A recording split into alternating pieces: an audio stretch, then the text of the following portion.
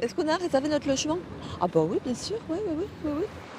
La question peut sembler évidente, mais de plus en plus de touristes débarquent sur leur lieu de vacances sans avoir réservé préalablement, s'inquiétant presque plus de la météo que de l'endroit où ils vont dormir.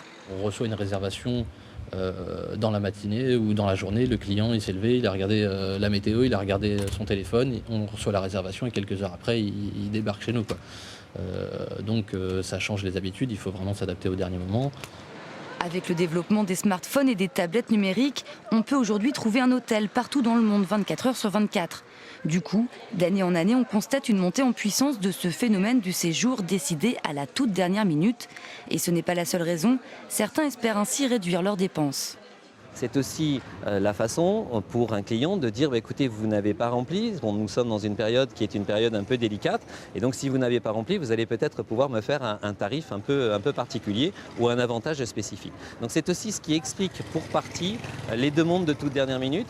Et puis après, on a affaire à des personnes qui partent à l'aventure, on en a connu, on en a vu hier, par exemple à l'Office des tourismes de La Rochelle, des personnes qui se disent on tente, on joue, on va jouer, et c'est aussi le côté un peu étonnant parfois.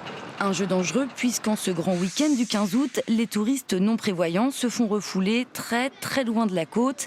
Et encore, même à Niort hier soir, tous les hôtels affichaient complets.